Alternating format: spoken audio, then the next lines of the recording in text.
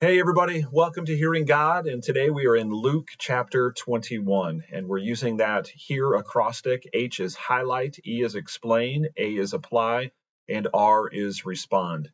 And the highlight today is verses 12 through 13. The context is Jesus warning his disciples, telling them that in the last days, things are going to get really hard.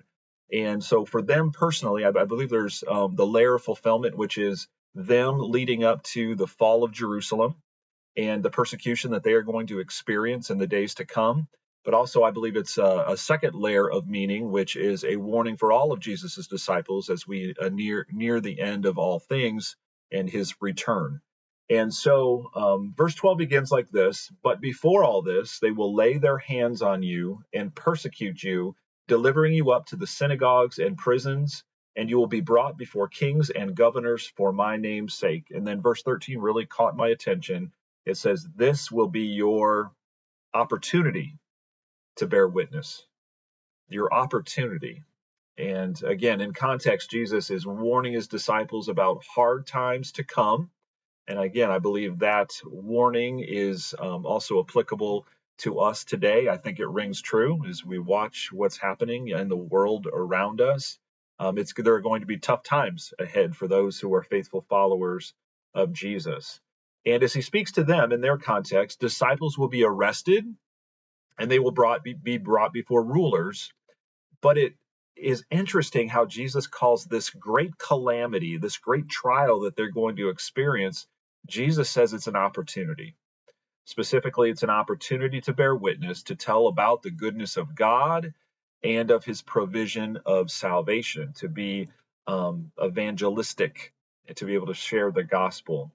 And so in my A, or application of my Here journal, I simply asked the question, to what degree do I view calamity or hardship in my own life as an opportunity, to bear witness?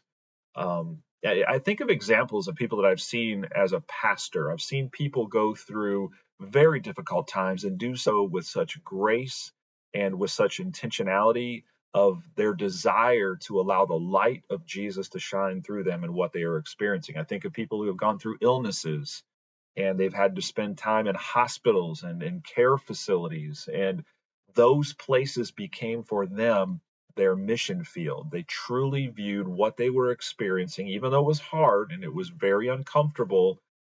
They viewed it as their mission, and those places as their mission field.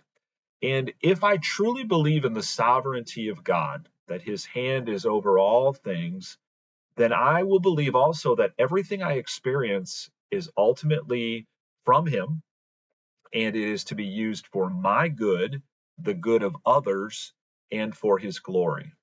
And so I must surrender myself. I must submit myself to his sovereignty and his plan and what he's accomplishing in my life, and trust that he is ultimately going to use that for good and for his glory.